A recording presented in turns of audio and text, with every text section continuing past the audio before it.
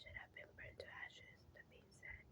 I too have escaped with a whole skin, but if the old woman had got me into the pen, I should have been made into bronze without any mercy, like my comrades, and would a better fate have fallen to my lot, said the straw. The old woman has destroyed all my brethren in fire and smoke. She seized 60 of them at once, and took their lives. I luckily slipped through their fingers. But where are we to do now? Said the coal.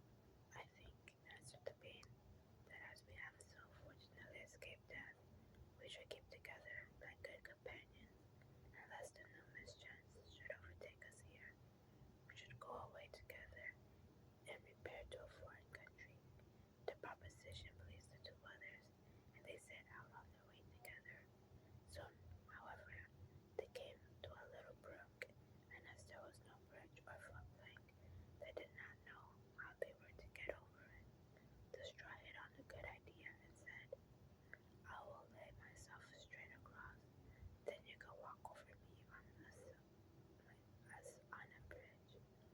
The straw therefore stretched itself from the one bank to the other, and the coal was on impetuous disposition, tripped quite boldly onto the new built bridge.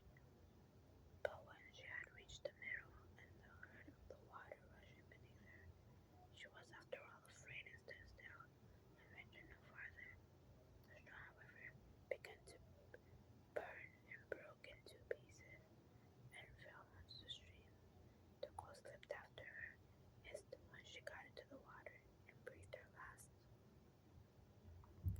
The brain who I prudently stayed behind on the shore could not but laugh at the event, was unable to stop, and laughed so heartily that she burst. It would have been all over with her. Likewise, if by good fortune a tailor was travelling in search of work, and none sat down to rest by the brook, as he had compassionate heart, he pulled out his needle and thread, and sewed her together. The meat thanked him most prettily, but as the tailor used black thread, all being since by the Black Sea. Rapunzel. There was a man and a woman who had long in vain wished for a child. At length the woman hoped that God would have vowed to grant her desire.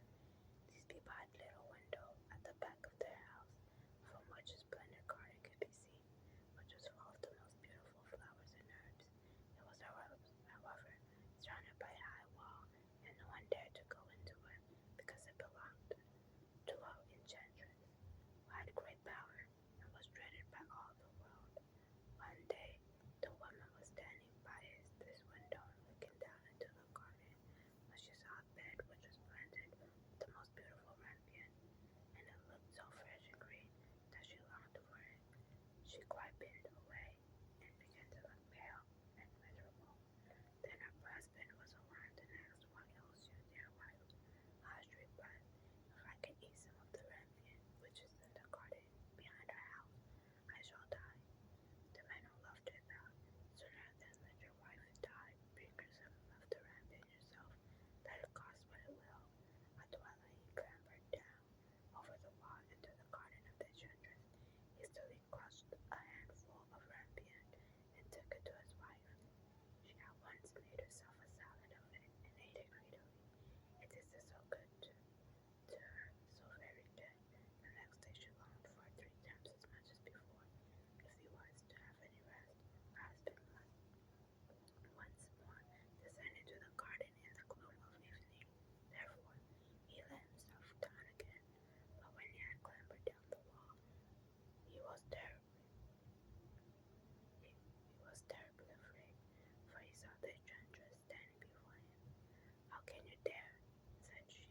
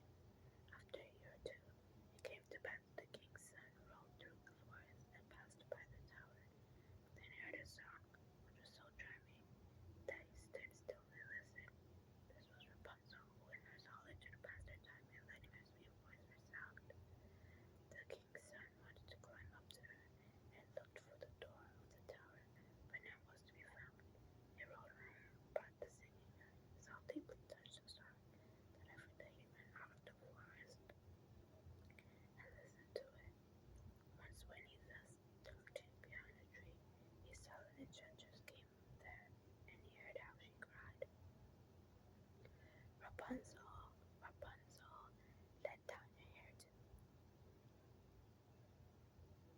The Rapunzel let down the braid of her hair, and the enchantress climbed up to her. If that is the ladder by which one mounts, I too will try my fortune, said he. The next day, when it began to grow dark, Rapunzel towered and cried, Rapunzel, Rapunzel, let down your hair to me. Immediately the hair fell down. The king's son climbed up. At first Rapunzel was terribly frightened when a man, such as her eyes had never yet beheld, came to her. But the king's son began to talk to her quite like a friend, and told her that her heart had been so stirred that it had let him have no rest, and he had been forced to see her. The Rapunzel lost her fear, and when he asked her if she would take him for a husband, she saw that he was young and handsome.